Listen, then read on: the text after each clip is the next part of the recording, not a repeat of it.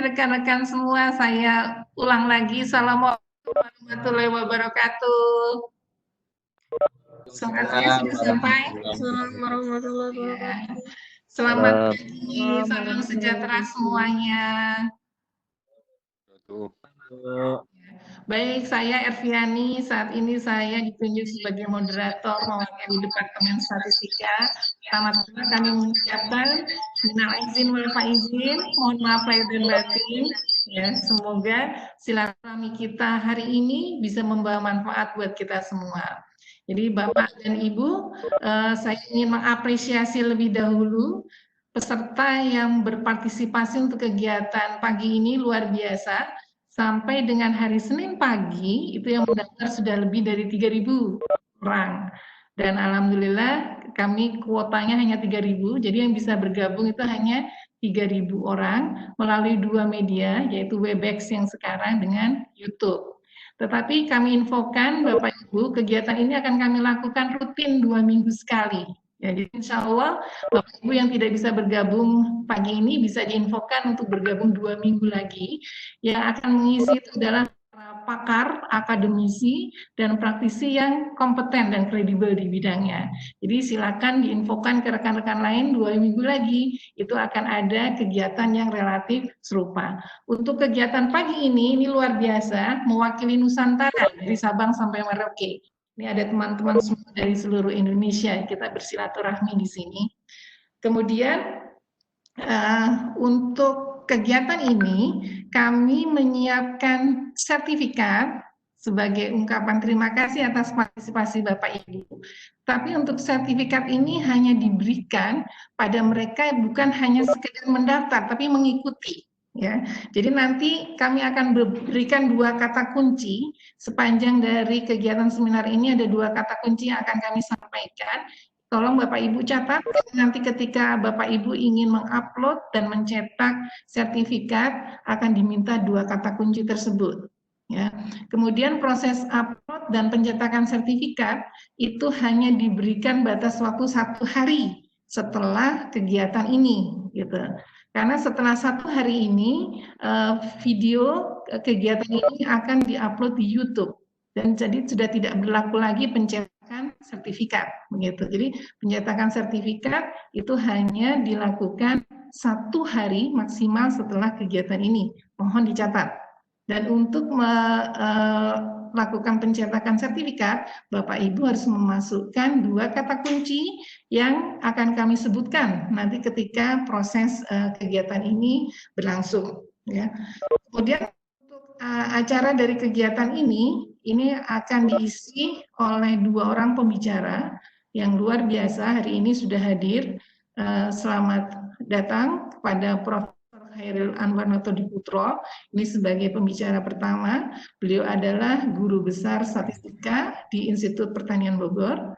Selamat bergabung Bapak, terima kasih untuk kehadirannya. Kemudian pembicara yang kedua itu adalah Bapak Farid Abdurrahman. Beliau adalah praktisi di bidang sains data. Terima kasih Pak Farid untuk kesediaannya bergabung di tengah kesibukannya yang luar biasa. Jadi acara hari ini selanjutnya kita langsung saja menyimak penyajian yang akan diberikan oleh pembicara pertama, yaitu Profesor Hairil Anwarnoto Diputro. Silakan Pak Hairil untuk menyampaikan materinya. Waktunya kurang lebih 15 sampai 20 menit. Baik, sebelum saya menyampaikan materi, ini saya nyari tempatnya dulu di mana ini kita share materi ini. Apakah ada kesempatan saya men-share bahan? Halo. Saya mau share bahan di mana ini? Iya, nanti dibantu oleh hostnya Pak. Oh ini ada nih, share konten ada. Kebetulan saya jarang pakai Webex ya, jadi agak gaptek juga kelihatannya.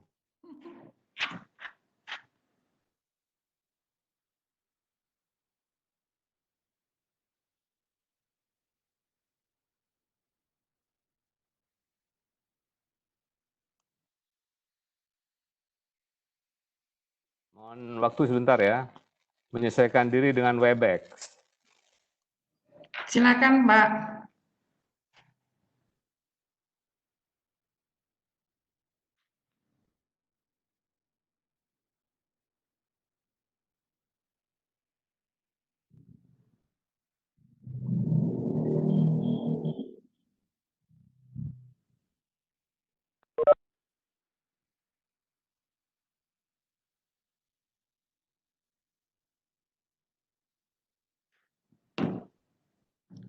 Apakah terlihat gambarnya? Sudah, Pak, terlihat. Suara saya terdengar? Terdengar, Pak. Dengar, Prof. Oke. Kalau gitu saya mulai dari sekarang ya. Ya, silakan, Prof. Bismillahirrahmanirrahim. Assalamualaikum warahmatullahi wabarakatuh. Waalaikumsalam. Waalaikumsalam warahmatullahi wabarakatuh. Saya sampaikan. Maaf, Bapak, sebentar. Kami ada kendala sehingga yang di YouTube belum bisa menyimak dengan baik. Mohon ditunggu sebentar, boleh Pak? Bagaimana? Yang Ditunggu sebentar. Kami sedang mengupayakan karena audiens yang di YouTube belum bisa menyimak dengan baik. Kami upayakan dulu. Oke. Ya, Nanti mohon kasih tahu ditunggu aja sebentar kalau ya, sudah Pak ya. siap. Oke. Ya, baik. Terima kasih, Pak. Terima kasih Pak Khairil. Rekan-rekan mohon untuk menunggu sebentar. Karena yang melalui media YouTube ternyata agak sedikit ada kendala. Hari ini yang melalui Webex itu kuota kami hanya 200 orang. Selebihnya sekitar 2.800 itu lewat YouTube. Sehingga kita menanti sebentar sampai kendala di YouTube bisa diatasi.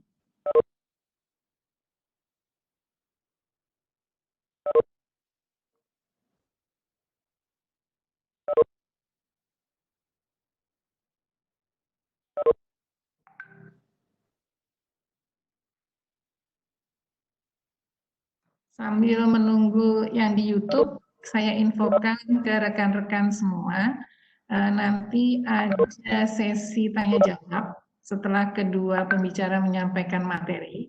Untuk yang melalui media Webex ini, ketika tiba saatnya sesi tanya-jawab, silakan Anda menuliskan di chat ya nama dan identitas seperti namanya misalkan Erviani IPB gitu.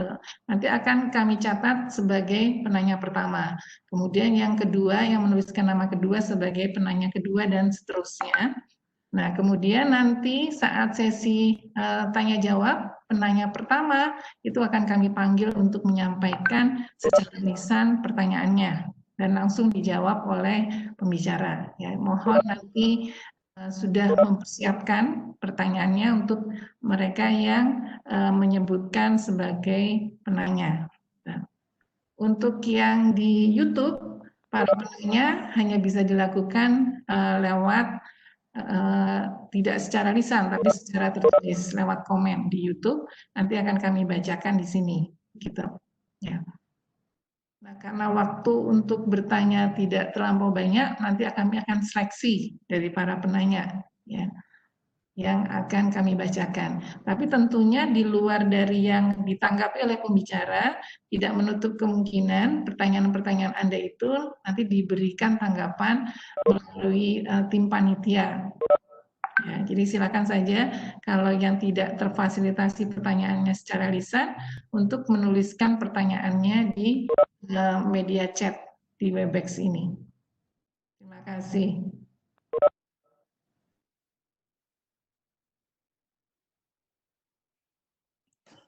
Ibu Ervi dan Pak Hairil, suaranya di YouTube sudah bisa didengar. Silakan dilanjutkan. Mohon maaf jadi menyela. Terima kasih. Terima kasih. Oke, saya ulangi lagi. Saya boleh Bu Elvi? Silakan Pak Hairil. Baik, saya ulangi lagi dari awal. Bismillahirrahmanirrahim. Assalamualaikum warahmatullahi wabarakatuh. Waalaikumsalam warahmatullahi wabarakatuh. Terima kasih Bu Ervi. Terima kasih panitia yang sudah bekerja keras. Dan juga terima kasih Mas Farid yang hari ini menemani saya untuk mengisi acara webinar ini. Pertama, saya ingin menyampaikan selamat Idul Fitri 1 Syawal 1441 Hijriah. Taqabbalallahu minna wa minkum. Mohon maaf lahir dan batin. Saya tahu bahwa para peserta yang menyimak Webex ini adalah orang yang saya kenal dan juga orang yang mengenal saya. Karena pada umumnya mereka adalah rekan-rekan statistisi, para dosen perguruan tinggi, mahasiswa, dan juga para sahabat-sahabat saya di medsos, di Twitter, di Facebook, dan seterusnya. Jadi sangat mungkin dalam berinteraksi saya mempunyai salah atau khilaf dan mohon dimaafkan. Bapak dan Ibu sekalian serta saudara-saudara yang saya hormati, hari ini saya diberi kesempatan untuk berbagi di dalam acara webinar ini dan saya beri judul materi saya ini adalah statistika untuk sains data. Tadi sudah diperkenalkan, saya adalah guru besar statistika di IPB yang kebetulan juga dapat tugas dari departemen menjadi ketua program studi magister statistika dan sains data dan juga program doktor. Nah, mengapa saya mengambil judul ini? Ini tidak lain terkait dengan banyaknya pertanyaan kepada saya, mengapa IPB tahun ini itu membuka program studi statistika dan sains data. Nah, saya sebagai orang yang salah satu diberi tugas di antara teman-teman yang lain oleh departemen untuk menyusun konsep dan pemikiran dalam rangka pembukaan program studi statistika dan sains data ini merasa perlu memberikan jawaban, ya, memberikan klarifikasi dalam berbagai hal, termasuk salah satu dalam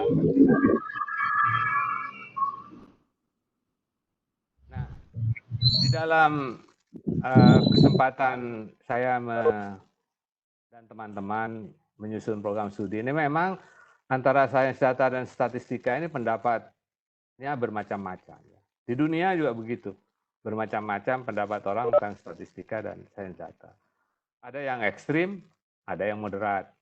Yang ekstrim itu misalnya mengatakan sains data itu nggak perlu statistika, cukup algoritma dan komputasi saja.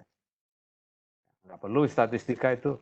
Nah, ini salah satu pendapat yang ekstrim. Yang ekstrim satu lagi mengatakan sains data itu nggak perlu ada, cukup statistika saja. Karena kalau bicara statistika ya sains data. Gitu. Nah, ini saya kira pendapat-pendapat yang ekstrim. Nah, setelah saya pelajari di berbagai macam literatur maupun diskusi dengan teman-teman, para statistisi, baik di Australia, di Amerika, dan seterusnya, saya mendapat kesimpulan bahwa sungguhnya ada pendapat yang moderat, ya, yang mengatakan bahwa sains data dan statistika itu dua bidang yang sangat berdekatan, ya, kalau tidak dikatakan berhimpitan. Sehingga perlu pada kesempatan ini saya ingin menyampaikan pendapat yang moderat itu. Ya. Saya awali dengan mengutip pernyataan dari Tukey yang mengatakan bahwa statistik ought to be concerned with data analysis. Artinya statistika itu harus berkaitan dengan data, dengan analisis data. Pernyataan ini kalau sekarang, detik ini tentu tidak ada apa-apanya, biasa saja. Tapi pernyataan ini tahun 62 itu menggelegar ibarat petir di siang hari. Karena pada waktu itu orang mainstreamnya itu harus utamanya itu statistika ya matematika gitu. Data analisis sangat real, sehingga agak aneh kalau statistika itu data analisis. Tapi Tukey pada waktu itu berani mengatakan hal tersebut, walaupun menawan arus gitu. Kemudian tahun 2017 Donoho menulis ya dalam Journal of Computational and Graphical Statistics, judulnya 50 Years of Data Science. Dia mengatakan bahwa Tukey itu sebenarnya tahun 62 sudah mendorong perlunya reformasi statistika. Jadi reformasi dari statistika. Direformasi statistika itu. Dari yang tadinya hanya berkutat di masalah deskripsi dan inferensi. Jadi mendeskripsikan statistik, kemudian menarik kesimpulan dari contoh ke populasinya, dari situ bergeserlah gitu kataku. Jangan hanya itu saja, tapi masuk ke masalah akuisisi data, bagaimana memperoleh data. Yang semakin rumit data ini, karena jenisnya bermacam-macam, tidak hanya angka, tapi bisa gambar, bisa suara, bisa teks, bahkan sekarang bisa jalur dengan adanya GoSend, dengan adanya Gojek, dan seterusnya. Dan juga melakukan prediksi, walaupun pada saat itu prediksi sudah dilakukan, tapi prediksi yang dimaksud di sini lebih dari apa yang sudah dilakukan statistisi selama ini. Kemudian Cleveland tahun 2001 menulis dan secara eksplisit menyebutkan data science. Itu di International Statistical Review. Data science, an action plan for expanding the technical areas of the field of statistics. Kata data science pertama kali muncul tahun 2001 ini oleh Cleveland, statistisi. Sejak itu banyak statistisi yang terjun ke sains data, Wu, Chambers misalnya, Cleveland, Donoho, Freeman, Hasti, Tipsirani, Jerome Friedman, dan seterusnya. Nah, sehingga pada kesempatan ini saya ingin berbagi, apakah iya bahwa statistika itu diperlukan dalam memahami sains data. Ya.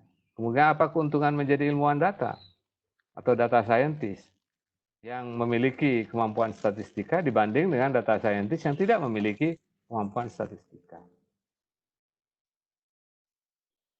Nah, di dalam konteks ini, saya ingin menekankan bahwa statistik dan probability theory itu sangat penting untuk data scientist. Statistika dan sains data bisa dibandingkan, nanti baca sendiri ya, saya tidak akan jelaskan. Ini ada linknya, sudah saya tulis di sini, tinggal dibaca. Kemudian saya mengambil dari MStat News yang terbit 2018, yang memetakan kompetensi dari statistisi, data scientist itu seperti apa. Ini kompetensinya luar biasa, banyak sekali ya. Tapi yang unik adalah bahwa statistika adalah salah satu kompetensi dari sains data ini atau data scientist yang diperlukan. Bahkan ketika dilakukan survei terhadap para pegiat sains data di berbagai bidang, yang ditanyakan apa yang diperlukan, pengetahuan apa yang diperlukan untuk menjadi data scientist yang bagus, maka mereka juga menyebut statistika. Jadi statistika itu diakui ya, diperlukan untuk sains data ini. Memang statistika itu awalnya dikembangkan dalam kondisi data itu sangat langka, sulit diperoleh, mahal untuk dikumpulkan, dan seterusnya. Sehingga statistisi itu terlanjur mengembangkan metode-metode yang intinya bergumul dengan data yang sedikit, lalu mengambil kesimpulan dari data yang sedikit itu. Sementara kondisi sekarang, data itu besar sekali, banyak data yang tersedia, gampang tersedianya, tapi mengambilnya menjadi masalah karena berbagai bentuk, berbagai format, dan sebagainya. Kemudian kepentingannya untuk prediksi, bukan inferensi ataupun bukan deskripsi. Ini bisa dibaca di bukunya Bomer dan kawan-kawan tahun 2017, judulnya Modern Data Science with R ya. Intinya dia juga mengatakan bahwa a strong foundation in statistics and probability is required ya, for data scientist. Jadi statistik peluang yang kuat diperlukan bagi data scientist.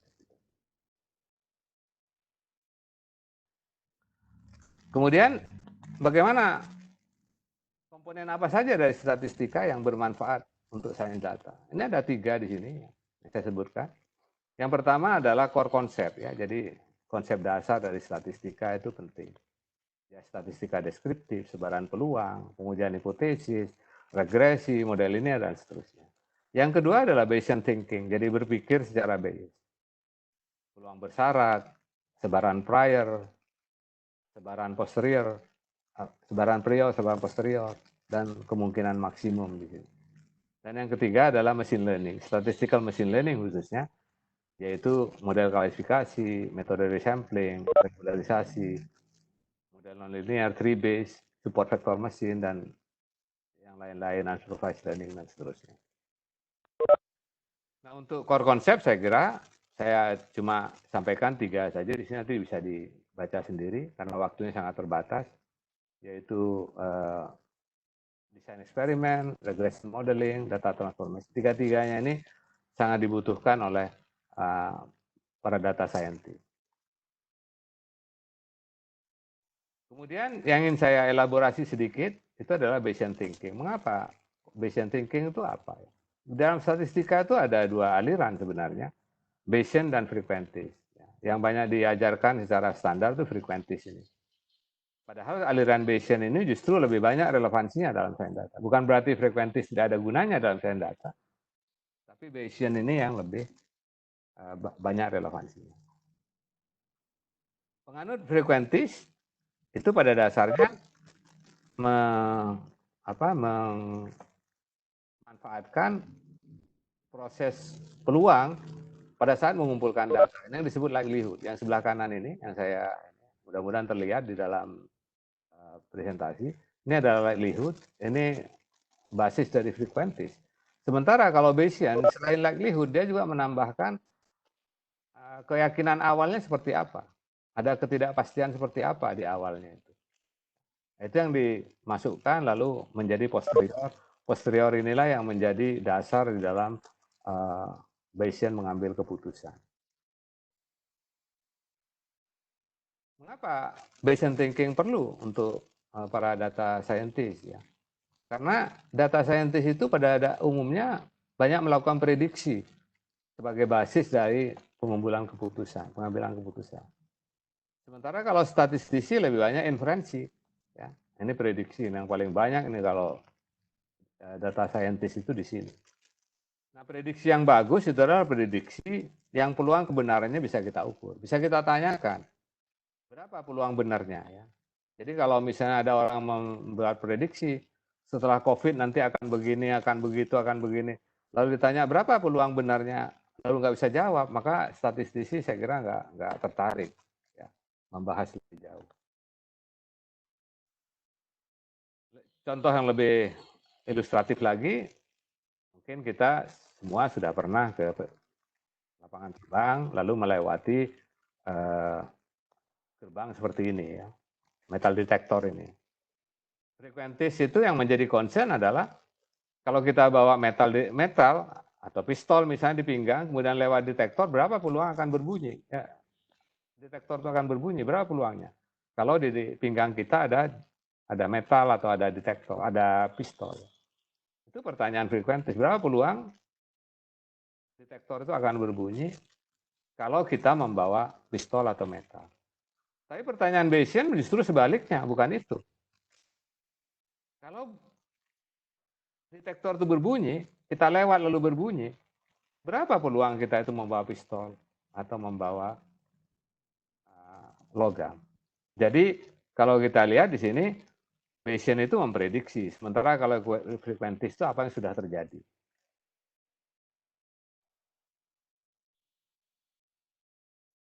Saya berikan ilustrasi lain tentang Bayesian thinking ini. Misalnya kita punya laptop di charge 100%, lalu laptop kita tiba-tiba berkurang listriknya. Maka apa yang kita lakukan? Rasanya tidak mungkin kita kalau ini kejadian pertama kali, lalu membuang chargernya karena charger bermasalah. Pasti pikiran kita ini listriknya yang bermasalah. Tidak ada aliran listriknya. Lalu dicoba disambungkan ke yang listrik ternyata tidak terisi. Jadi priornya itu adalah charger tidak bermasalah. Kita beranggapan dulu bahwa tidak ada masalah charger ini. Kemudian likelihood-nya berapa peluang baterai terisi? Kalau chargernya itu tidak bermasalah, berapa peluangnya? Dan posteriornya adalah berapa peluang charger tidak bermasalah kalau baterai itu tidak terisi. Lihat kebalikannya. Posterior itu kebalikan dari likelihood. Nah, karena kita percaya charger oke, maka sambungkan ke listrik. Ternyata tidak terisi. Apa yang kesimpulan kita dalam benak kita? Pasti kita langsung berpikir, jangan-jangan chargernya yang tidak benar. Maka prior kita berubah setelah melihat fakta ataupun data. Apalagi kalau dicoba lagi, ternyata ke sumber listrik yang lain dicolokkan lagi, tidak terisi juga. Makin yakin kita bahwa charger kita yang bermasalah. Maka kita ujungnya memprediksi, wah charger kita ini bermasalah. Tapi apakah iya atau tidak, itu tentu tergantung dari hasil pemeriksaan berikutnya. Nah, Ini contoh lain ya, tapi saya tidak akan bahas karena cukup panjang waktunya ini. Saya teruskan saja. Ini kenangan pribadi. Saya pernah menulis disertasi berjudul Statistical Image Reconstruction from Projection. Ini juga masalah Bayesian, ya. Karena kalau likelihood nggak akan bagus gambar yang kita dapatkan. Jadi perlu ada prior information mengenai benda yang sedang kita gambarkan. Kemudian step berikutnya yaitu step 3, Statistical Machine Learning. Ini yang juga penting bagi data scientist. Apa itu Statistical Machine Learning? Kalau kita baca buku Sugiyama 2016, judulnya Introduction to Statistical Machine Learning, diterbitkan oleh Elsevier, dia mengatakan bahwa Statistical Machine Learning itu adalah machine learning, komputer yang bisa belajar, bisa mengidentifikasi pola ya dalam data kita, lalu ditambah pengetahuan kita tentang statistik. Itulah Statistical Machine Learning. Kontennya, kalau kita lihat di sini, ada buku yang bagus, tulis oleh James, Witten, Hasty, Dipsirani, An Introduction to Statistical Learning with Application in R. Ini isinya ada klasifikasi, ada metode resampling, ada regularisasi, seleksi model, model nonlinear, kemudian tree-based method, support vector machine, unsupervised learning. Tentu ini perlu kita bahas satu persatu, tapi tidak mungkin karena waktunya sangat terbatas. Karena itu saya berharap kalau Anda ingin untuk webinar selanjutnya, silahkan pilih topik yang ingin dibahas, yang mana yang lebih detail. Boleh dikirim ke panitia, pilihannya, boleh juga dikirim ke saya. Ini suara lagi. Ini Twitter saya, K.Noto Diputro, atau email saya, hairil@ppsipb.ac.id. Saya sedikit saja menyinggung dari apa yang tadi disampaikan, misalnya klasifikasi itu yang paling sederhana adalah regresi logistik untuk klasifikasi. Mengklasifikasikan dua kategori, ya atau tidak, sukses atau gagal, dan seterusnya. Laki perempuan, sembuh tidak sembuh, dan seterusnya. Lalu kita punya prediktor X1, X2, ya, punya modelnya. Ya. Lalu modelnya kalau digunakan logit link, ya, hubung logitnya, maka lalu menjadi linear seperti ini. Sehingga bisa digunakan untuk memprediksi apakah seseorang termasuk kategori 1 atau kategori 2. Nah, regresi logistik menjadi pertanyaan, bagaimana kalau kategorinya lebih dari 1, tidak 2, lebih dari 2 maksud saya, tapi 3 misalnya, maka kita beralih ke fungsi diskriminan. Misalnya di sini ada 3 kategori, lalu kita punya datanya, ini adalah populasinya, ini contoh datanya, bagaimana mengklasifikasikan? Kita klasifikasi menjadi 3 kategori. Itu fungsi diskriminan. Juga unsupervised learning juga termasuk salah satu aspek dari statistical machine learning ini, di mana intinya unsupervised learning ini menggerombolkan data yang kita belum tahu termasuk gerombol mana sesungguhnya dia. Ya, secara natural bagaimana. Maka ada analisis komponen utama yang berusaha mereduksi dimensinya dulu dari data tinggi ke data yang lebih rendah, tapi keragamannya paling besar. Lalu dapatlah komponen utama pertama, kedua, ketiga. Jadi kalau misalnya kita punya variabel X-nya itu 50 misalnya, bisa direduksi menjadi 3 atau 5 saja. Mengklasifikasi menurut 5 atau menurut 3 jauh lebih mudah daripada mengklasifikasi dengan 50 variabel. Begitu juga metode clustering, ini juga termasuk unsupervised learning. Ya.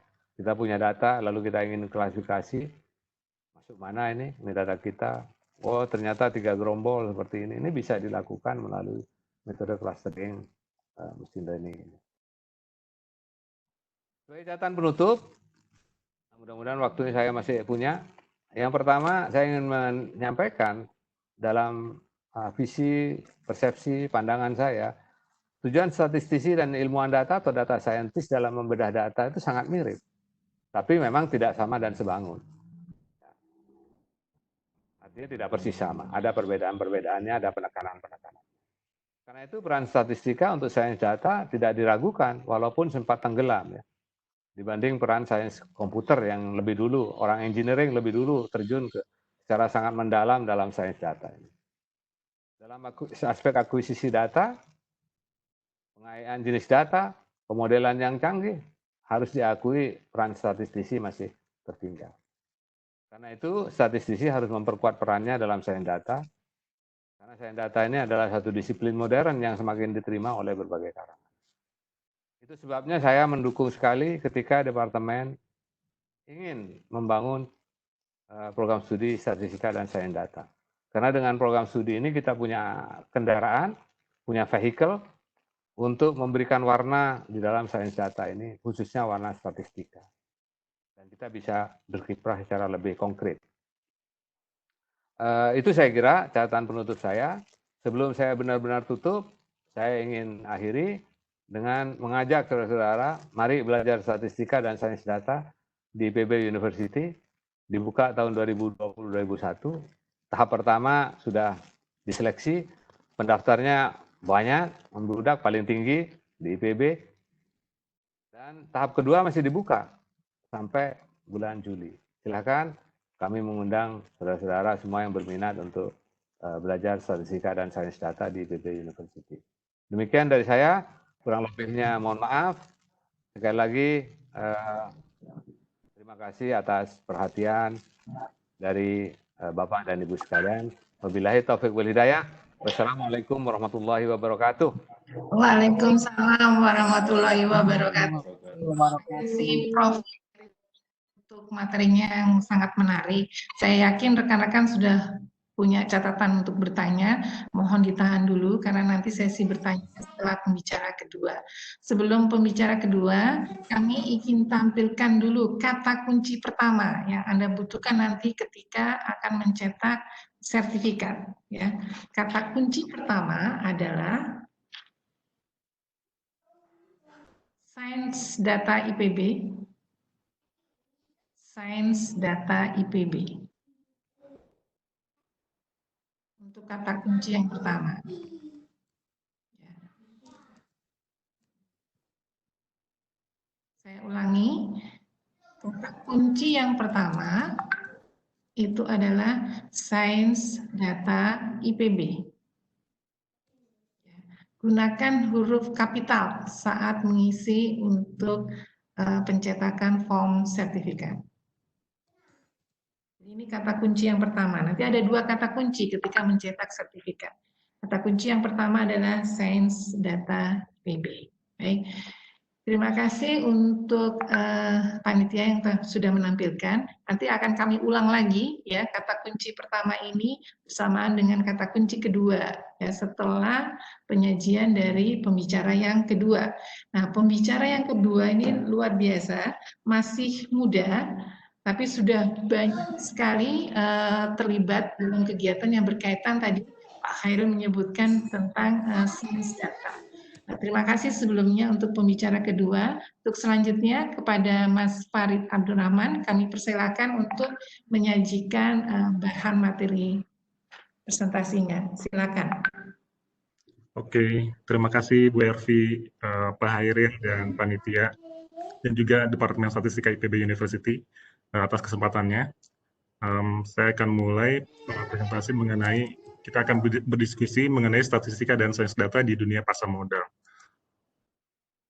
Sebentar saya share materinya.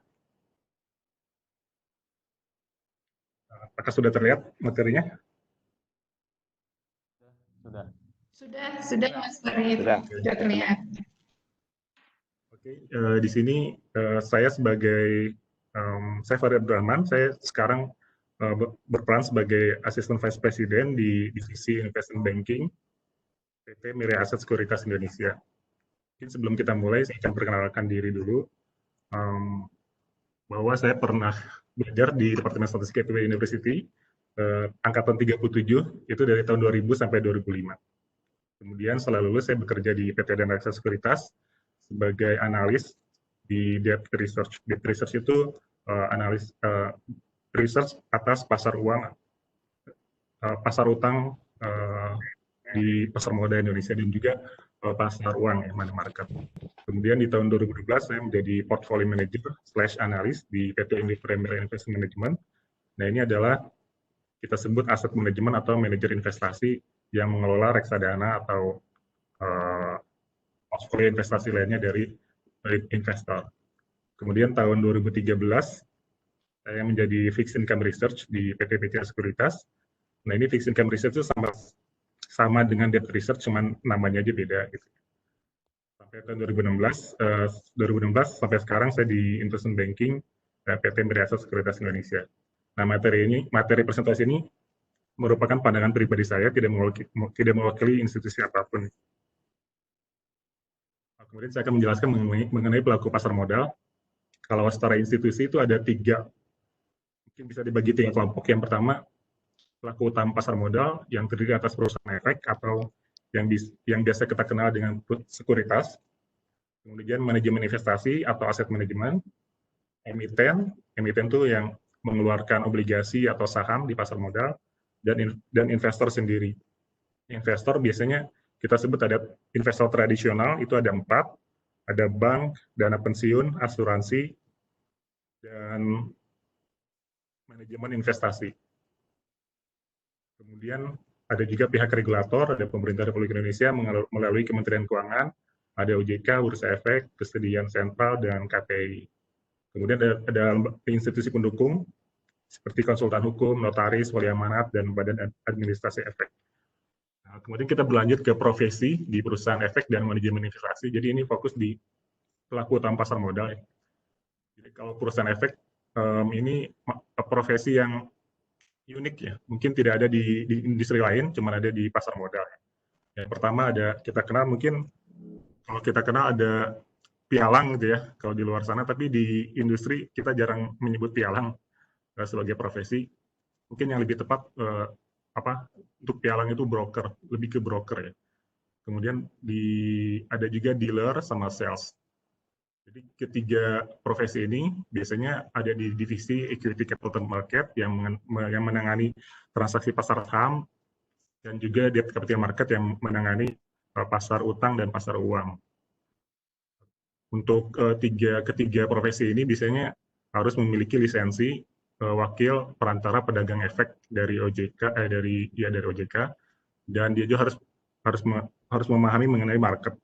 Dan kalau udah mengerti WPP, biasanya market udah mengerti. Yang kedua ada settlement dan penyelesaian transaksi efek. Yang ketiga trader.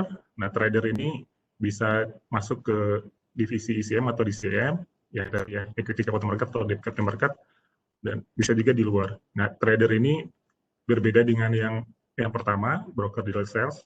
Dia biasanya memiliki portfolio sendiri, jadi buku sendiri untuk diperdagangkan di bursa. Dan yang diperlukan itu WPPE mengenai market, terus dia harus punya pandangan ekonomi, makroekonomi yang baik, terus finance juga, dan kalau dia punya statistika dan science data itu bakal lebih bagus. Yang selanjutnya ada investment banker. Saya sendiri saat ini harus memiliki lisensi wakil penjamin emisi efek, dan deskripsi kerjanya lebih ke corporate finance daripada ke statistika dan science data. Jadi kalau untuk proses ini tidak membutuhkan kemampuan statistika dan science data. Yang kelima, research analyst, banyak yang diperlukan dari sisi statistika dan science data. Nah, di sini dibagi ke 3 divisi biasanya. Ada equity research yang menangani equity. Dia ada dua profesi, ada fundamental analyst, dia lebih ke accounting dan finance, sementara technical analyst lebih ke market. Dan mungkin di sini kalau kita punya statistika dan science data, kemampuan statistika dan science data akan sangat baik untuk memprediksi harga saham ke depan misalkan. Kemudian yang kedua ada fixed income atau debt research, dia cover obligasi dan pasar itu terdiri dari obligasi, ada sukuk, ada MTN, medium term notes, ada juga untuk yang shorter tenornya, tenor yang pendeknya disebut pasar uang ya. Jadi pasar uang itu bukan forex ya. Pasar uang itu adalah instrumen investasi yang tenornya itu kurang dari 1 tahun. Jadi di sini ada, kalau bank ada negotiable certificate of deposit, terus commercial paper. Kalau pemerintah sendiri dia menerbitkan yang namanya surat perbendaharaan negara atau SPN, atau di luar sana disebutnya treasury bills. Kemudian kita ada credit analyst, ini lebih ke accounting dan finance, dan kalau kita punya statistika dan science data lebih baik, karena nanti biasanya kita bikin kayak credit scoring macam-macamnya, itu butuh kemampuan statistika dan sains data. Kemudian ada debt market analyst, dia lebih ke makroekonomi, dan kalau makroekonomi sangat erat dengan statistika dan sains data. Kemudian mungkin yang ekonomis dan econometrician tidak di pasar modal, ada juga di bank dan institusi lainnya. Nah, ini lebih ke ekonomi dan statistika dan sains data. Dan yang terakhir ada quantitative trading atau algorithmic trading. Ini mungkin tadi yang Pak Hairil udah jelaskan, itu lebih ke sains data dan kayak machine learning yang harus kita bikin untuk memprediksi harga saham atau harga obligasi ke depan. Tapi di sini biasanya tidak semua perusahaan efek memiliki divisi ini, cuman beberapa perusahaan efek yang memang fokus untuk memfokuskan diri di quantitative trading. Kemudian di manajemen investasi ada portfolio manager, dia harus punya license WMI atau wakil manajemen investasi. Ini kemampuannya juga harus luas, ada market, ekonomi, finance, statistika, dan sains data. Jadi portfolio manager dan trader dua-duanya memiliki buku portfolio sendiri yang harus di-manage. Jadi karena dia punya buku atau portfolio, dia harus punya pengetahuan yang lebih luas daripada profesi lainnya. Yang kemudian, yang kedua, portfolio analis, dia membantu untuk portfolio manager, kemampuannya juga harus kurang lebih sama dengan portfolio manager. Dan yang terakhir, sales atau marketing yang mirip dengan broker dealer sales di perusahaan efek. Dia harus punya WPPE atau WAPER itu wakil perantara pedagang reksadana, dan juga harus memiliki pengetahuan market. Ini seperti itu, dan kita lihat ada banyak sekali profesi di pasar modal yang unik ya di sini, yang membutuhkan kemampuan statistika dan sains data. Jadi mungkin bagi teman-teman mahasiswa yang mau masuk ke pasar modal, ya bisa dilihat kira-kira profesi yang mana yang menarik. Kemudian sebelum kita masuk ke pasar modal, kita ada golden rules di pasar modal. Jadi sebenarnya kalau di pasar modal, kalau mau untung cuma satu sih aturannya, kita harus buy low, sell high. Jadi kita belinya rendah, jualnya tinggi, itu pasti untung. Kalau buy high, sell low itu pasti rugi, itu cuma kita sebut sih investor sultan, jadi bagi-bagi duit ke investor lain. Kemudian yang rules yang kedua itu high risk, high return. Jadi di pasar modal kita kalau kita daftar sebagai nasabah di perusahaan efek atau manajemen investasi, pasti ditanya ada survei mengenai risk profiling. Jadi kita tingkat risiko yang kita bisa terima itu di mana, misalkan rendah, menengah, atau tinggi.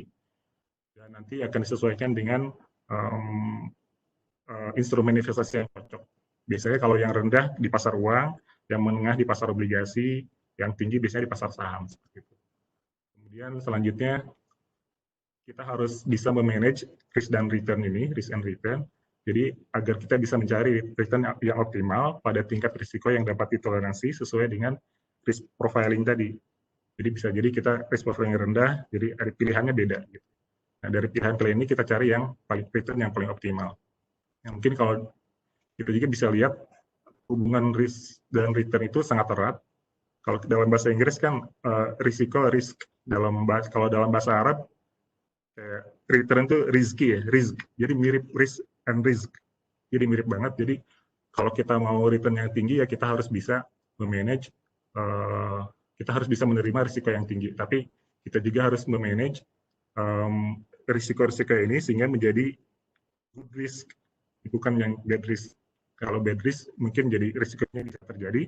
Kalau kita bisa memanage di good risk, mungkin kita bisa dapat return bukan risiko.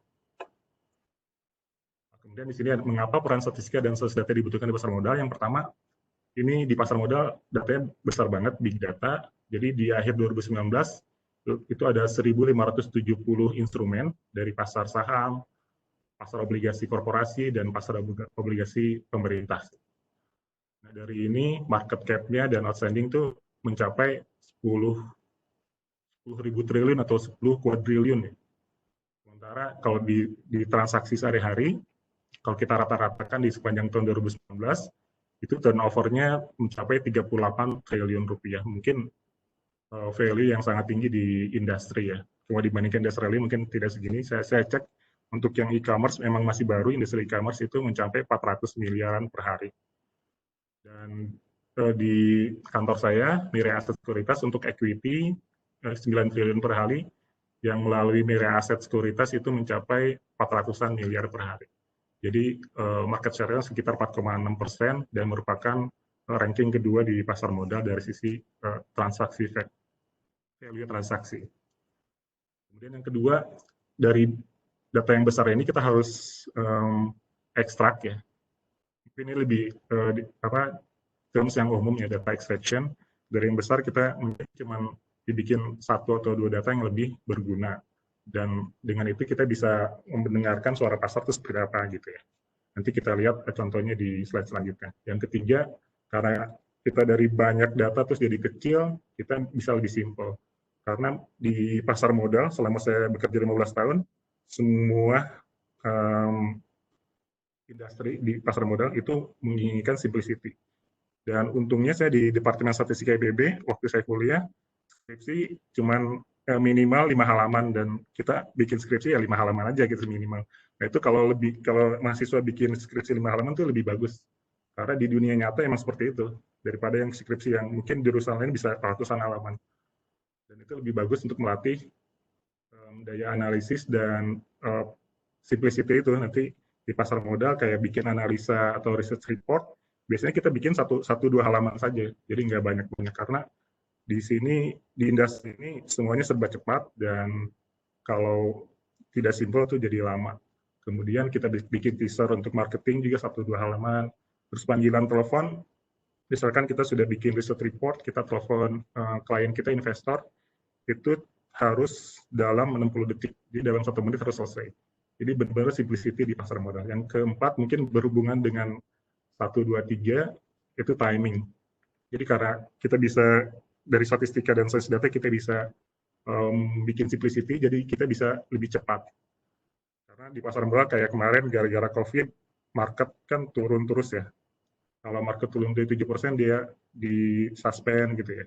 Kalau kita bisa punya insight yang lebih cepat, jadi kita bisa keluar lebih cepat menyelamatkan portfolio investasi kita di pasar modal. Dan begitu juga misalkan ketika market berbalik arah jadi naik, kita bisa cepat masuk. Gitu. Nah, kemudian proses statistika dan science data mungkin ini juga nggak yang secara sederhana.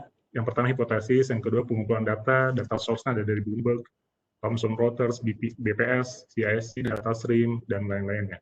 Mungkin yang lebih sering kita pakai kalau di pasar modal itu dari Bloomberg. Kalau di pasar obligasi juga bisa ke Kementerian Keuangan di bawah Direktorat Dirjen Pengelolaan Risiko DJPPR, Dirjen Pengelolaan Risiko di Kementerian Keuangan. Kemudian yang ketiga, kita pemrosesan data, biasanya kita pakai Excel karena Excel lebih fleksibel untuk kotak-kotak data. Dan misalkan kalau datanya sudah besar, Excel udah nggak bisa, kita pakai database. Biasanya misalkan di pasar obligasi, berbeda dengan saham, pasar saham datanya sangat banyak dan bisa diakses dari data source yang bagus. Sementara di pasar obligasi kita harus bikin sedikit database karena tidak ada data provider yang menyediakan data pasar obligasi. Jadi kita harus punya kemampuan database juga yang kebetulan di IPB kita diajarin juga di statistika IPB. Kemudian kita kombinasikan dengan programming biar kita tarik data atau mengolah datanya lebih baik daripada cuma database yang mungkin kita agak sulit juga untuk tarik. Kemudian yang selanjutnya kita punya analisis data, bisa eksploratif atau kuantitatif. Lebih banyak sih kalau di pasar modal lebih ke eksploratif daripada kuantitatif. Kemudian yang terakhir kesimpulan. Nah, dari sini kita tidak harus pakai metode statistika yang canggih-canggih. Metode statistika sederhana juga bisa bermanfaat. Nah, contohnya kita akan masuk ke studi kasusnya ya. Kita di pasar saham ada indeks harga saham gabungan. Itu ada hampir 700 saham. Seperti itu, tiap hari ada terus, tiap hari datang terus data, jadi kita harus bikin simplicity ya, kita bikin satu angka yang mewakili performance pasar saham Indonesia. Ini sebagai ilustrasi aja, kita misalkan dari 5 saham, ada harga penutupan seperti ini, kita bisa hitung rata-rata harga saham ini. Misalkan kalau pakai equal weighting atau simple average dari cost price itu, kita dapat 3.410.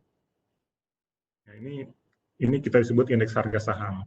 Kemudian bisa juga pakai pendekatan weighted average price by market value. Market value ini close price dikali lembar saham, jadi seperti ini.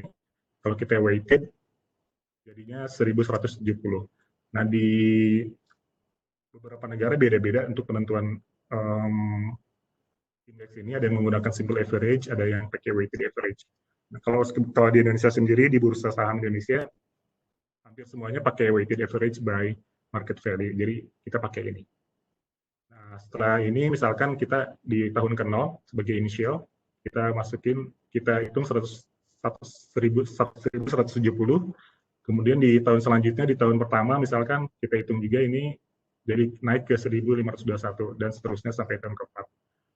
Nah, dari sini kita bisa hitung return, ini tidak harus tahun ya, bisa juga hari ya. Kita bisa hitung return, itu di tahun pertama dibandingkan tahun ke-0, returnnya 30%. Kemudian di tahun kedua dibandingkan tahun pertama minus 40% dan selanjutnya.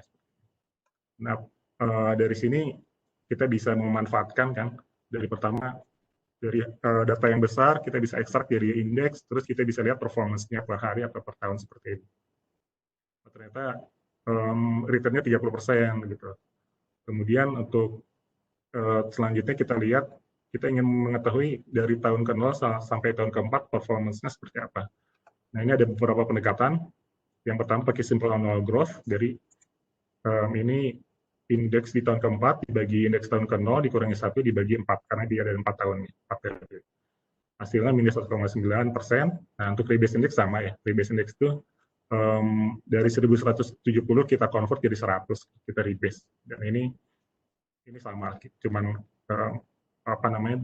kita rebase aja dari 100. Biasanya indeks itu tidak keriting awalnya, inisialnya biasanya 100 atau 1000. Jadi ini pakai 100 seperti ini. Dan sama juga hasilnya pasti sama, karena ini konversi dari indeks ke rebase index ini. Kemudian yang perhitungan kedua pakai compounded annual growth rate, itu indeks tahun ke-4 dibagi tahun pertama, dipangkat 1/4, 4 periode tahun, dikurangi 1, hasilnya minus 1,63. Kemudian kalau pakai arithmetic mean, itu jadi, ini kita rata-ratain ya, return ini 2,75. Kemudian kalau pakai rataan geometrik, dari return plus 1 ini, jadi ini 30% ditambah 1, terus ke bawah sama, itu minus 1,63%. Dari sini mana yang paling baik untuk mengukur performance dari tahun ke-0 sampai tahun ke-4, ternyata yang paling baik adalah rataan geometrik atau compounded annual growth rate atau CAGR ya. Kenapa ini yang paling baik? Karena kalau kita pakai arithmetic mean, itu salah ya, udah pasti. Karena kita lihat invest di tahun ke-0, kita misalkan invest uang 100 juta gitu ya. Ternyata di tahun ke-4 itu udah minus jadi 94 juta. Jadi ini pasti salah karena dia positif. Jadi peluangnya antara simple annual growth rate atau compounded annual growth rate atau rataan geometrik. Nah, CAGR sama rataan geometrik sama, cuma perhitungannya yang beda ya. Arah perhitungannya yang beda. Jadi sebenarnya ini sama. Jadi CAGR itu adalah rataan geometrik gitu. Jadi kita bandingin untuk simple annual growth, dia cuma dari tahun ke-4 dibagi tahun 1, dikurangi 1 dibagi 4, ini kurang tepat juga, karena di sini ada yang kita sebut autokorelasi. Jadi kita dari tahun ke-0 sampai tahun ke-4 itu saling berhubungan. Jadi misalkan dari tahun ke-0, kita 100, di tahun pertama kita dapat return 30%, jadi 130. Nah, 30% ini kita nggak ambil, kita reinvest lagi di 5 saham ini. Jadi karena di reinvest lagi, terus kita ini rugi sih nggak di reinvest ya. 15% kita untung reinvest lagi gitu ya. Jadi dia ada autokorelasi, jadi yang paling baik untuk memanfaatkan indeks adalah pakai geometric mean atau CAGR seperti ini. Jadi ini cuma pakai rata-rata aja kita udah bisa melihat, mendengarkan suara pasar seperti apa gitu, ini naik atau turun seperti ini. Kemudian untuk contoh selanjutnya, yang ini IHSG ini dihitung bursa setiap saat pada jam bursa. Jadi kalau kita lihat, kita masuk ke jam bursa, dia pasti berubah-ubah terus. Nah, untuk pasar obligasi sayangnya bursa tidak menyediakan indeks obligasi, jadi kita harus hitung sendiri. Seperti ini, dan perhitungan seperti yang saham, mirip, tapi tidak bisa real time per setiap saat, cuma akhir hari aja kita hitung. Sebagai statistician juga pasti kita diminta atau kita juga tertantang untuk memprediksi harga saham atau yield obligasi. Ada dua pendekatan, bottom up sama top down. Mungkin yang lebih untuk statistician dan science data lebih cocok di top down karena dia melihat variabel makroekonomi dan pasar, dan kita bisa membuat prediksi harga saham berdasarkan variabel makroekonomi dan pasar. Karena IHSG sendiri bersifat forward looking terhadap ekonomi. Jadi karena kalau kita invest kan kita melihat ke depan ya, bukan ke belakang. Jadi ke depan ini bakal outlook-nya bagus atau enggak gitu. Kalau jelek kan kita nggak bakal invest, kalau bagus kita invest. Kemudian untuk yang di pasar obligasi, yang kita prediksi bukan indeks harga obligasi seperti yang tadi di atas, tapi kita pakai benchmark sendiri. Kalau di pasar obligasi ada yang namanya yield, dan sebagai benchmark misalnya yield obligasi pemerintah atau surat utang negara di sini Sun, yang tenor 10 tahun. Itu global ya, di seluruh dunia pasti melihat benchmark obligasi itu yield obligasi Sun 10 tahun. Nah ini dia mengikuti variabel ekonomi dan pasar sebagai variabel independennya. Jadi pas saya di BCA Sekuritas, saya bikin report market outlook biasanya dari semua variabel ekonomi dan pasar. Cuma 3 ini yang R-square-nya yang lumayan tinggi. Tidak begitu tinggi, mungkin cuma 80%, tapi agak susah juga untuk mendapatkan R-square yang tinggi ya. Ada BI rate sekarang berubah jadi 7 days reverse repo, ada nilai tukar rupiah terhadap US dollar, dan US Treasury yield sebagai faktor eksternal. Modelingnya bisa pakai LS, atau kalau asumsi tidak terpenuhi bisa pakai VAR atau VCM. Dan setelah dapat, kita asumsikan US Treasury yield di akhir tahun berapa, BI rate berapa, US nilai tukar rupiah berapa. Jadi untuk kasus ini maaf, Mas Farid, bisa lebih dipersingkat, Mas? Oh ya, boleh. Misalkan ini setelah ini kita bisa bikin analisis sensitivitas, biasanya di pasar modal bikin kayak ada yang bentuknya skenario, base skenario atau optimistik atau pesimistik, tapi di sini saya pakai simulasi Monte Carlo. Jadi biasa di statistika kan kita udah mengetahui lah simulasi Monte Carlo. Jadi kita bisa tambahin peluang dari prediksi kita seperti apa. Kemudian mungkin yang lebih advance dari ini, selain rata-rata, kita bikin yield curve namanya. Kita pakai ada beberapa metode, dan kita biasanya yang paling bagus tuh yang Nielsen Sigel-Svensson. Nah, mungkin bisa dibaca sendiri papernya di ini ya, di link yang saya tulis di sini. Ini mirip sama machine learning atau data scientist. Dia pakai iterasi untuk pencarian minimum errornya. Di sini kita pakai solver Excel, dan yang metode yang paling tepat karena dia smooth untuk dari sini, non-linear, dan kita bisa mencari yang global minima di sini. Jadi kita pakai generalized reduce gradient dan linear multi-start. Nah dari sini kita bisa cari garis yang tepat untuk yang yield curve ini. Tujuannya salah satunya untuk prediksi valuasi harga obligasi. Biasanya kalau yang di atas kurva itu cheap, yang di bawah dear gitu. Cheap itu murah, dear itu mahal. Jadi kita bikin report harian seperti ini, kita bisa prediksi seperti apa, kita bisa kasih trading ideas kepada investor mana yang murah dan mahal.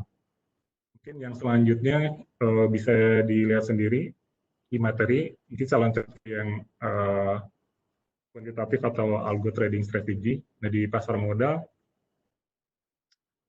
ada seperti tadi dijelaskan sama Pak Hairil ya, untuk sains data kita salah satunya untuk prediksi harga saham atau obligasi. Mungkin ini lebih ke harga saham. Kita bisa pakai peubah macam-macam untuk yang base modelsnya, peubah ekonomi dan industri, analisis fundamental, itu lebih ke keuangan perusahaan dan bisnis perusahaan, analisis teknikal itu lebih ke market ya. Ada indikator-indikatornya seperti tren, momentum, juga pattern analisis.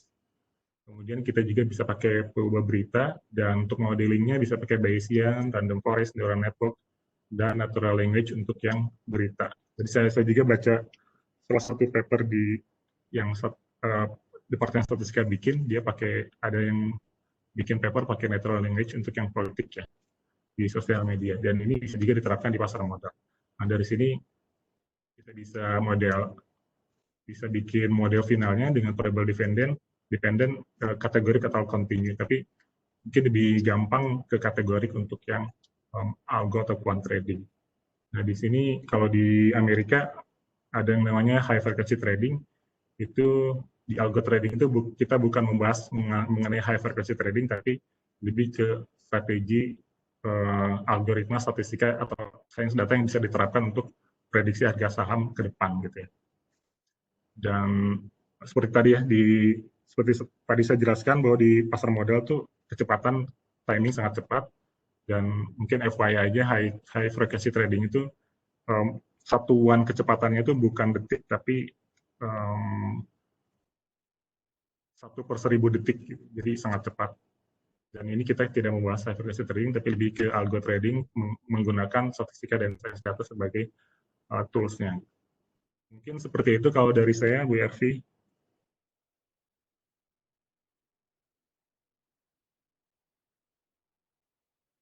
Baik, terima kasih Mas Farid.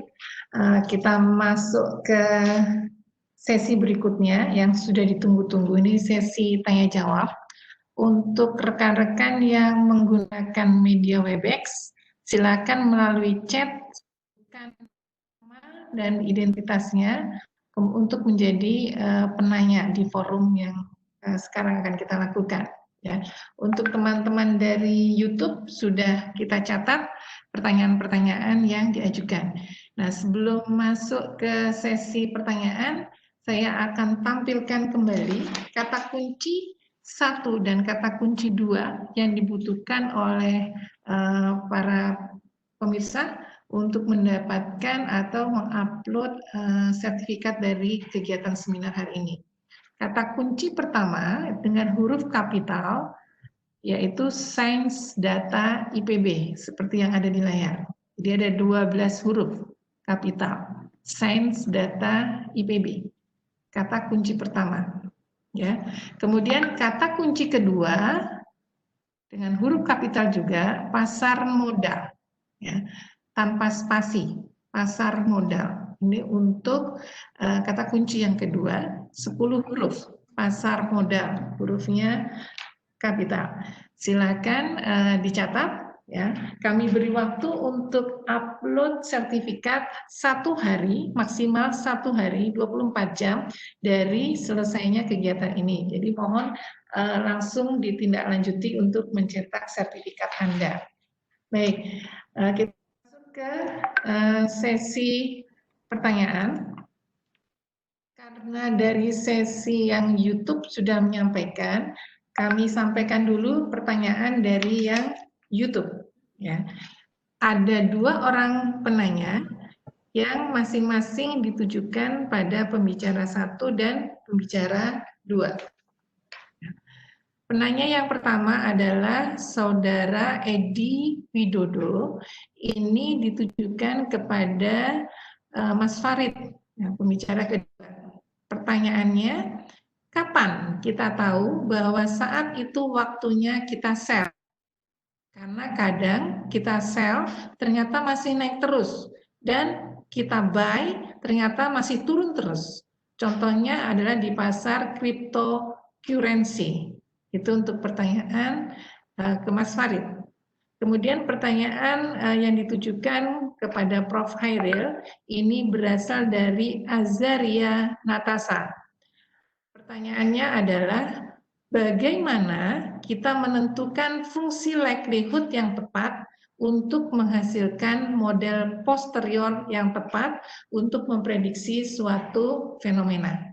Bagaimana kita menentukan fungsi likelihood yang tepat untuk menghasilkan model posterior yang tepat untuk memprediksi suatu fenomena. Silakan untuk Prof. Hairil dan Mas Farid untuk memberikan jawaban. Saya persilakan dulu dari Mas Farid. Oke, terima kasih. Mungkin untuk menjawab pertanyaan kapan saat sell dan buy, sama ya di pasar cryptocurrency, saham juga sama, obligasi sama. Jadi kita seperti tadi yang dijelaskan ada banyak analisis yang kita bisa pakai. Yang pertama dari fundamental, bisa dari makroekonomi, yang kedua dari sektornya sendiri, terus yang ketiga dari company-nya sendiri. Nah dari sini kita bisa lihat, misalkan dari makroekonomi kita lihat ada yang disebutnya business cycle atau siklus bisnis atau siklus ekonomi gitu ya.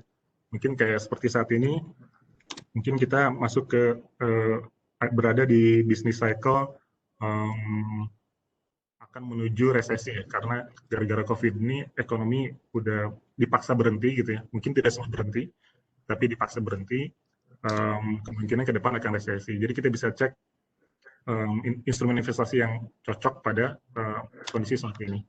Dan itu kita bisa masuk ke apa namanya, masuk ke sinyal buy gitu ya, buy untuk sektor-sektor tertentu yang baik yang bagus pada saat siklus bisnis seperti ini. Itu yang pertama. Jadi biasanya kalau di portfolio management kita tidak kayak buy sell, tidak lihat per instrumen ya. Kita lihat secara global, top down gitu, kayak ekonominya seperti apa, sektornya seperti apa yang baik. Terus kemudian baru kita masuk ke sektor stock selection. Jadi mana sih yang cocok dari sektor ini, mana yang kira-kira yang paling baik ke depannya secara outlook. Seperti itu. Jadi untuk yang sell juga bisa melihat seperti itu juga dari kondisi ekonomi, sektor, dan company-nya sendiri seperti apa, baik atau enggak. Jadi seperti itu. Baik, terima kasih Mas Farid. Saya persilakan Pak Khairil.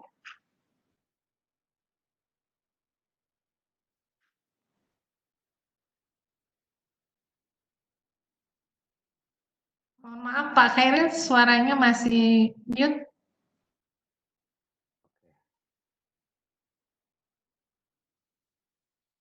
Baik, jadi terima kasih pertanyaannya. Kalau tidak salah tadi dari Azaria Natasha ya namanya. Jadi pertanyaannya saya ulang, supaya saya tidak salah. Bagaimana kita bisa menentukan fungsi likelihood yang tepat, yang benar untuk model posterior yang dihasilkan supaya tepat juga. Pertanyaan yang bagus, terima kasih. Jadi fungsi likelihood itu adalah perilaku dari data kita ya. Jadi intinya bagaimana perilaku dari data kita. Nah, perilaku dari data kita itu dalam bahasa statistikanya itu sebaran dari data ya, distribution ya. Nah, sebaran dari data ini banyak, bisa normal, bisa binomial, bisa Poisson, bisa gamma dan sebagainya ya, banyak sekali. Baik yang dalam keluarga eksponensial maupun yang bukan keluarga eksponensial. Nah, sehingga menentukan fungsi yang tepat itu ada dua cara sebenarnya. Yang pertama adalah mengikuti bagaimana proses terjadinya data itu. Misalnya kalau data itu diperoleh dari hasil akumulasi ya, seperti tinggi badan misalnya. Tinggi badan itu kan akumulasi, nggak mungkin kan tiba-tiba orang tingginya 160 gitu kan nggak mungkin. Pasti mulai dari 75 cm dulu, 50 cm dulu, 100 cm dulu dan seterusnya ya. Lalu bergerak. Nah, yang berakumulasi ini kalau dalam statistika itu biasanya itu mengikuti sebaran normal, Gaussian ya. Normal di sini Gaussian ya maksudnya ya. Nggak ada hubungannya dengan new normal dan sebagainya itu. Tapi bisa juga data kita bukan itu, melainkan data yang sifatnya biner ya tidak ya, misalnya jenis kelamin ya, atau sukses tidak sukses, apakah kita harus membeli atau tidak saham itu kan biner berarti ya tidak ya tidak. Dalam statistika proses itu adalah proses binomial proses, sehingga model likelihood-nya adalah model sebaran binom dan seterusnya ya, dan seterusnya. Nah kalau ini dikombinasikan dengan sebaran prior-nya, apa prior-nya? Tadi saya memberikan contoh dalam makalah itu, kenangan saya ketika menulis disertasi ya. Bagaimana merekonstruksi benda di dalam benda. Ya, kanker di dalam otak, emas di dalam bumi misalnya, dan sebagainya. Maka prior-nya itu adalah bentuk kanker itu seperti apa. Kita harus tahu dulu, dan secara umum pasti ada bentuknya.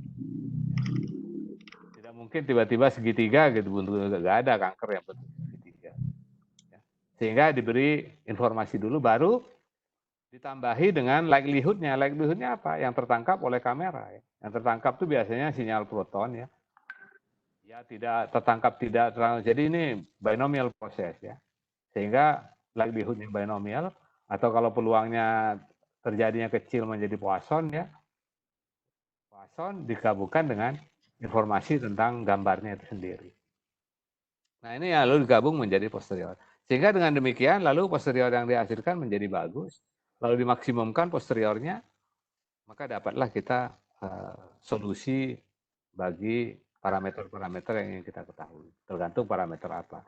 Kalau di gambar atau di tomografi itu parameternya ya intensitas dari cahaya, ya, intensitas cahaya, karena foto itu pada dasarnya intensitas cahaya. Mungkin itu barangkali Bu Ervi jawaban saya. Ya. Baik, terima kasih Pak Khairil dan Mas Farid. Kami beralih sekarang ke penanya dari media Webex. Nah, ini satu penanya ditujukan kepada Pak Khairil, tapi ada penanya lain juga yang sifat pertanyaannya itu umum Pak Khairil, ditujukan juga ke Pak Khairil. Mungkin saya bacakan saja yang penanya yang sifatnya umum, yaitu menanyakan ilmu dasar atau ilmu prasyarat apa saja yang dibutuhkan untuk program S2 jurusan statistika dan sains data. Jadi ilmu dasar dan prasyaratnya Pak Khairil yang dibutuhkan untuk S2 statistika dan sains data, kemudian bila ada link webnya. Itu nanti mohon sekalian dijawab dengan penanya yang akan menyampaikan pertanyaannya. Saya persilakan Bapak Siswadi. Bapak Siswadi, silakan menyampaikan pertanyaannya secara langsung kepada Pak Khairil. Saya persilakan.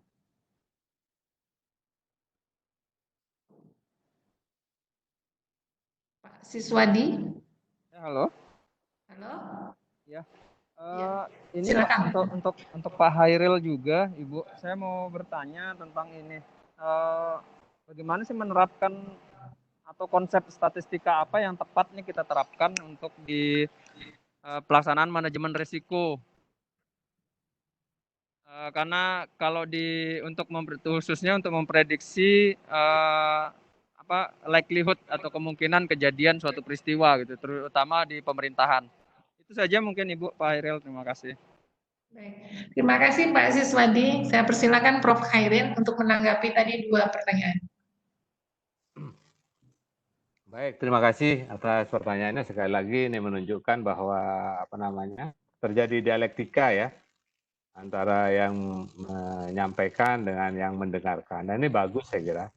Saya kemarin mengatakan bahwa kita jangan terlalu banyak bicara, tapi justru dialektika dari pendengar ini yang penting kita dengar gitu, ya. Pertanyaan tentang prasyarat atau ilmu dasar untuk S2 Statistika dan Sains Data. Jadi saya ingin sampaikan dulu bahwa S2 kita, program Magister Statistika dan Sains Data yang dibuka tahun ini, 2020 ini, pertama kali kita buka, itu pada intinya adalah ingin mencetak statistisi dan juga ingin mencetak data scientist yang mempunyai fondasi statistika yang cukup. Sehingga di dalam program kita itu, di semester pertama itu mata kuliahnya relatif sama, ya. Sama antara dua calon yang akan kita hasilkan itu, statistisi maupun data scientist. Nah, baru di semester 2 dan semester 3 itu mata kuliahnya berbeda. Yang mau mendalami menjadi statistisi tentu banyak mengambil mata kuliah statistika,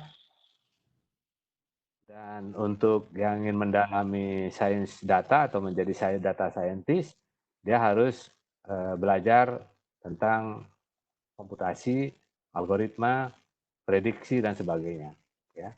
Ini ada ininya. Nah, kemudian prasyarat apa?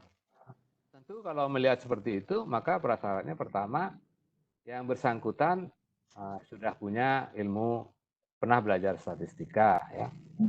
Belajar statistika. Lalu tidak aneh dengan database, ya. Karena mau jadi statistisi, mau jadi data scientist, maka database ini harus dikuasai, khususnya statistical database, ya. Kemudian algoritma dan programming mungkin nanti bisa jadi jadi kalau Anda itu lulusan sarjana statistika, maka sangat tepat. Lulusan sarjana matematika juga tepat. Lulusan ilmu komputer juga tepat untuk masuk ke program studi ini. Lulusan engineering juga bisa masuk ke dalam program studi ini. Karena nanti akan belajar juga statistika di dalamnya, sehingga bisa diperkuat. Jadi itu saya kira ilmu-ilmu yang sangat dibutuhkan supaya bisa mengambil S2 Statistika dan Sains Data. Nah untuk yang tadi yang seperti teman-teman atau calon-calon mahasiswa yang backgroundnya ilmu komputer maupun engineering atau bisnis, disarankan untuk ngambil stream yang data science ya, menjadi data scientist ya. Mungkin lebih cepat mereka beradaptasinya ketimbang harus mengambil statistika. Tapi tidak tertutup kemungkinan kalau mampu beradaptasi secara cepat. Kemudian yang kedua untuk manajemen risiko, konsep statistik apa? Tadi saya kira karena ini prediksi ya. Manajemen risiko itu kan memprediksi sesuatu, risikonya seperti apa. Pasti itu Bayesian thinking. Ya, mau nggak mau itu cara berpikir Bayesian. Kalau sudah prediksi, yang paling bagus itu adalah cara berpikir Bayesian, karena dengan Bayesian itu bisa diperkirakan berapa peluang benarnya gitu. Dan memang prediktif sifatnya. Itu saya kira untuk yang tadi Pak Siswadi kalau saya tadi yang bertanya itu ya, konsep statistik apa untuk memahami atau mempelajari tentang manajemen risiko ya. Itu jadi Bayesian statistik itu menjadi penting untuk dipelajari. Yang lain tentu saja ilmu-ilmu lain, terutama substansinya menjadi sangat penting. Ini bicara risiko apa gitu. Kalau risiko keuangan ya harus paham keuangan. Kalau risiko penyakit ya harus paham penyakit dan seterusnya. Itu saya kira Bu Arfi. Terima kasih. Baik, terima kasih Prof. Khairil. Selanjutnya ini ada pertanyaan dari YouTube. YouTube lebih aktif nih, penanyanya sangat banyak. Yang sekarang ini pertanyaannya ditujukan ke Mas Farid. Ya. Pertanyaan ini dari Bapak Iwayan Sumarjaya, Universitas Udayana. Pertanyaannya, kenapa menggunakan rata-rata aritmetik, padahal data finansial biasanya tidak simetris dan cenderung condong atau skewness dan ada heavy tail-nya? Itu dari Pak Wayan. Saya gabungkan sekalian Mas Farid, satu lagi dari Wahyu Dwi Lesmono. Beliau ingin bertanya karena penasaran tentang penggunaan metode Bayesian netral atau neutral language di bidang pasar modal untuk apa? Karena sampai sekarang belum ketemu penggunaannya di mana. Ya, Bayesian neural language atau neutral language itu. Ya silakan Mas Farid. Oke Bu, mungkin yang pertama dari Pak Iwayan Sumejaya ya. Untuk yang tadi kita untuk menghitung indeks kita pakai rata aritmetik. Biasanya kita lihat ini sih Pak, apakah di data itu ada autokorelasi. Kalau ada autokorelasi kita pakai yang rataan geometrik. Dan kebetulan untuk yang pembuatan indeks kan dia tidak ada autokorelasi. Jadi antara saham A, saham B, saham C, saham D dianggapnya dia independen atau saling bebas. Jadi kita pakai rataan aritmetik untuk menghitung indeks saham tersebut. Sementara rataan geometrik biasanya untuk yang memiliki autokorelasi, dan contohnya tadi pada saat kita bikin indeks, ada di tahun ke-0 atau inisial, terus periode kedua, ketiga, keempat, itu saling berhubungan antar periode, jadi kita menggunakan rata-rata geometrik. Yang kedua dari Wahyu di Lesmono, penerapan Bayesian di pasar modal, kemungkinan yang paling tepat, yang paling populer gitu ya pada bidang tadi yang terakhir, slide terakhir di algorithmic trading atau kuantitatif trading atau quant trading. Itu untuk memprediksi harga saham ke depan atau memprediksi return ke depan. Jadi kita bisa pakai Bayesian di situ, dan nanti mungkin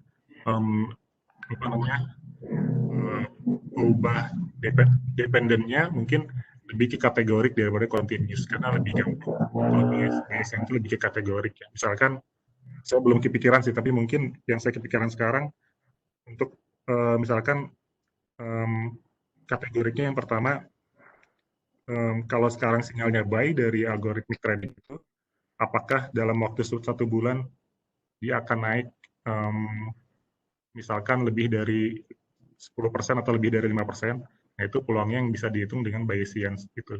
Jadi kalau misalkan masuk ke prediksi itu, misalkan kalau sinyalnya buy dan ke depan prediksinya akan naik lebih dari 5% dalam 1 bulan, nah itu jadi Bayesian seperti itu sih di bidang quantitative trading. Mungkin seperti itu Pak Wahid. Ya. Baik, terima kasih untuk Mas Farid. Pertanyaan berikutnya ini masih dari penanya lewat media YouTube untuk Prof. Khairil. Ini ada pertanyaan dari I Gusti Ayumade Srinadi SSI MSI. Pertanyaannya, pada kasus bagaimana sebaiknya digunakan sampling dalam inferensia statistika dan kapan digunakan data science? Terima kasih.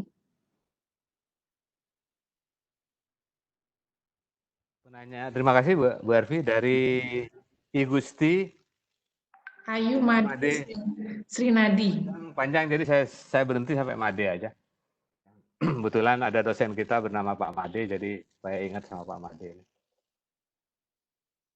Intinya bertanya tentang pada kasus yang bagaimana ya sampling itu digunakan ya, dan pada kasus yang mana kita tidak menggunakan sampling. Saya kira sangat umum ya jawabannya ya. Kalau sampling itu kan berarti kita ingin melakukan sesuatu dengan cara yang lebih cepat, lebih murah ya, lebih terjangkau. Atau mungkin memang ada sesuatu yang memang harus sampling, kalau nggak sampling nggak bisa gitu. Jadi kalau ditanya kapan kita menggunakan sampling, ya maka sampling gunakan pada kasus itu. Ketika ingin cepat, ingin murah, atau kasusnya memang nggak mungkin kalau nggak sampling. Contoh misalnya apa namanya, kalau kita ingin mengambil kesimpulan tentang hal yang bersifat umum, maka gunakanlah sampling. Ingin tahu misalnya apakah rakyat puas terhadap kebijakan PSBB misalnya. PSBB ya. Itu kalau nggak pakai sampling agak susah itu. Gimana kalau nggak pakai sampling ya? Karena besar sekali ya ini. Jadi sampling akan lebih efektif pada kasus itu. Atau memang ada kasus di mana sampling nggak bisa dipakai. Harus mau tidak mau. Maksud saya sampling wajib dipakai. Nggak bisa lain, nggak ada alternatif lain selain sampling. Contoh misalnya ingin tahu apakah dalam tubuh kita ada virus corona atau tidak, itu mau nggak mau sampling. Darahnya disampling. Nggak mungkin darahnya dikeluarkan semua lalu diperiksa satu persatu. Nggak mungkin. Ya. Mau nggak mau sampling. Gitu. Lalu kapan data science bisa dipakai? Data science bisa dipakai, terutama untuk informasi-informasi yang sifatnya spesifik. Ya. Misalnya kita hanya concern dengan pengguna kredit. Gitu. Itu kan data dari transaksi kartu kredit, bisa digunakan, tidak perlu harus sampling karena datanya sudah tersedia. Ya. Apa namanya? Transaksi kartu kredit itu terjadi setiap saat, terrecord, tercatat, tinggal diizinkan memakai apa tidak. Kalau diizinkan memakai, pakai semua, nggak perlu disampling. Terkecuali ingin cepat. Nah, kalau ingin cepat baru sampling. Tapi kalau kita punya waktu dan punya alat yang bisa digunakan secara cepat, ya gunakan semuanya. Hanya untuk pengguna kredit. Jangan juga keliru, misalnya ingin mengambil kesimpulan tentang siapa pemenang presiden misalnya, tapi yang digunakan data Twitter pasti misleading itu, udah pasti salah aja kesimpulannya. Mengapa? Karena pengguna Twitter itu bukan pemilih. Pemilihnya itu tukang kebun saya yang nggak tahu Twitter, pembantu saya yang tidak tahu Twitter. Naon Pak Twitter teh? Jadi kalau diambil kesimpulan dari Twitter, misleading pada kasus seperti itu. Lebih baik gunakan yang lain. Tapi bukan berarti data science ini tidak bermanfaat dalam pasar modal. Hal-hal yang sangat spesifik itu sangat penting sains data ini kita gunakan. Saya kira itu Bu Ervi. Mudah-mudahan menjawab Di Gusti Made Ayu. Kalau tidak silakan bertanya langsung ke saya baik melalui Twitter yang sudah saya sampaikan maupun melalui Facebook dan juga melalui email. Silakan. Baik, terima kasih sekali Pak Hairil yang bersedia untuk dilanjutkan lewat jalur pribadi ya Pak ya. Terima kasih banyak. Nah, selanjutnya saya beralih ke penanya dari media Webex ini. Ada Fusrianti Hanike, IAIN Ambon. Silakan untuk menyampaikan pertanyaannya ini ditujukan ke Pak Farid ya. Ya, silakan. Fusrianti Hanike. Halo. Ya. Selamat siang, Bu. Saya ingin tanya ke Pak Farid. Ini kan saya ceritanya pemain baru di pasar modal, baru sekitar 2 tahun. Nah, di awal permulaan saya menjadi pemain baru, saya gunakan salah satu analisis rasio keuangan. Jadi saya cek rasio solvabilitas dan sebagainya untuk cek saham-saham mana saja yang bagus.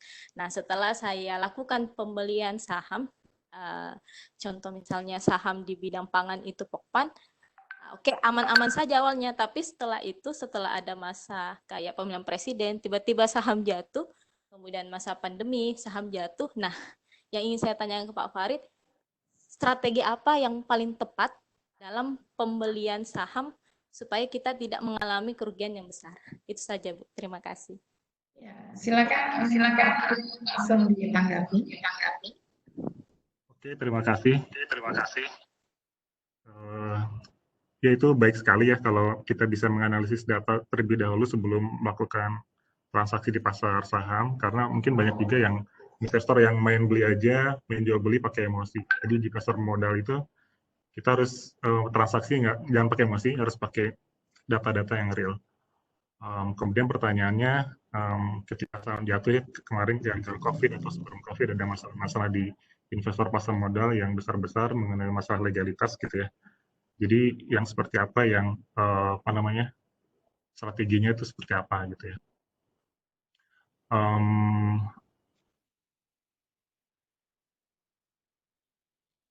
Jadi yang pertama untuk mengurangi risiko penurunan harga saham yang jatuh, kita harus seperti tadi di golden rule yang kedua, kita harus memanage risiko kita sendiri. Salah satu manajemen risiko yang kita pakai di pasar modal untuk yang portfolio investasi yang kita bikin, kita jangan put all eggs in one basket gitu ya.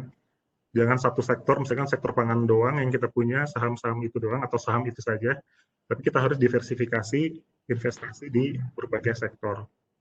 Di salah satu slide yang saya bikin itu ada pembahasannya mengenai itu, di yang kasus cluster analisis ya.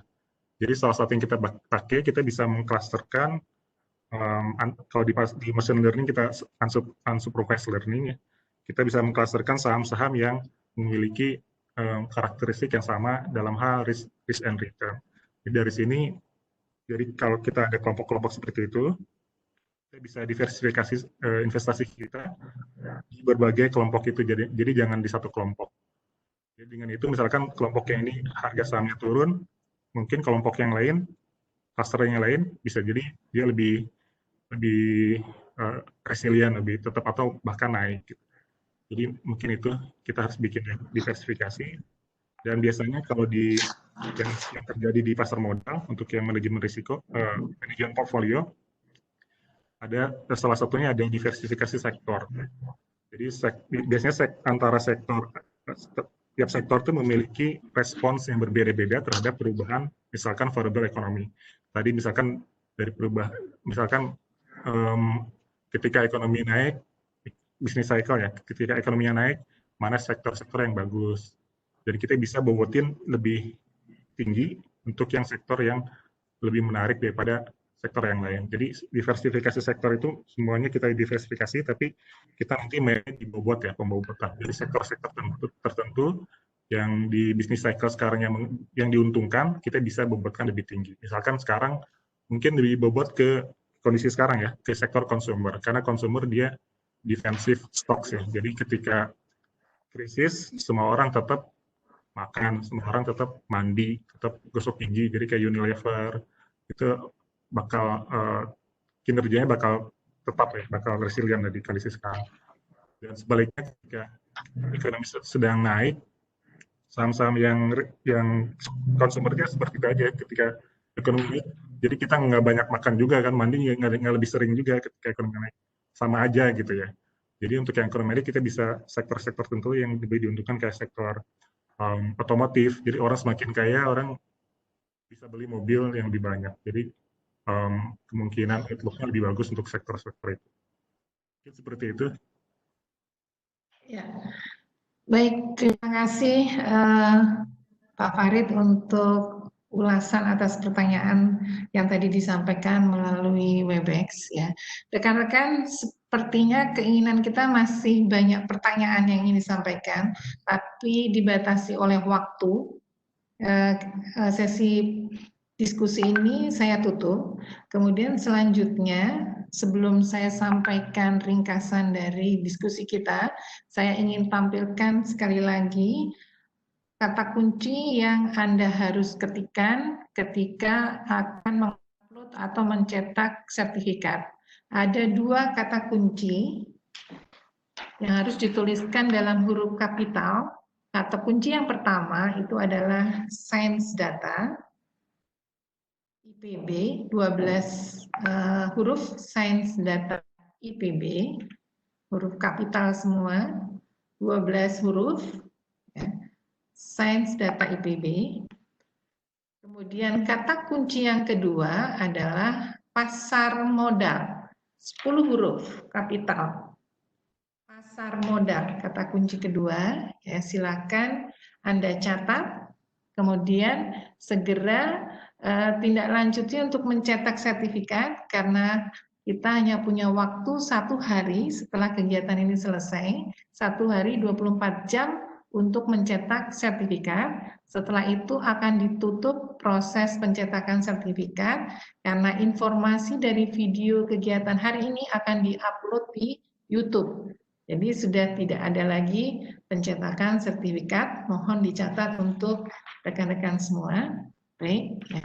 Itu kata kunci yang kedua, pasar modal. Nah, dari hasil diskusi tadi terlihat oleh kita bagaimana sinergisitas antara statistika dan sains data. Ya, dalam aplikasinya ternyata itu saat ini sangat-sangat sekali dibutuhkan. Dan kita lihat juga tadi dalam pasar modal banyak sekali aspek-aspek statistika dan sains data yang diterapkan dalam berbagai kegiatan pasar modal. Ya. Semoga informasi ilmu yang kita peroleh hari ini bermanfaat bagi kita semua. Ya. Kemudian untuk para pembicara, Prof. Hairil dan Mas Farid, terima kasih untuk kesediaannya. Semoga sharing ilmunya menjadi ladang amal buat Bapak-Bapak. Barokallah. Dan Amin. dari antusiasme para penanya, itu kelihatannya masih banyak sekali pertanyaan. Mohon kiranya berkenan kalau lain waktu dan kembali. Cicipin dulu semua. Pertemuan ini, karena pertemuan online ini akan kita lakukan 2 minggu sekali. Ya. Bisa diinfokan ke rekan-rekan yang lain. Seminar online ini akan dilakukan oleh Departemen Statistika 2 minggu sekali dengan menampilkan pembicara-pembicara yang luar biasa dari akademisi maupun dari praktisi. Jadi silahkan ikuti terus ya kegiatan seminar nasional online yang dilakukan oleh Departemen Statistika. Akhir kata, saya mewakili panitia pelaksana kegiatan. Mohon maaf bila ada kesalahan dan kekurangan dalam pelaksanaan kegiatan ini. Semoga lain waktu kita bisa terus memperbaiki diri dan menjadikan seminar nasional ini ajang yang dinanti-nanti oleh semua praktisi atau pelaku usaha yang berkaitan dengan statistika dan sains data. Akhirnya saya akhiri Assalamualaikum warahmatullahi wabarakatuh. Selamat siang, salam sejahtera. Waalaikumsalam warahmatullahi wabarakatuh.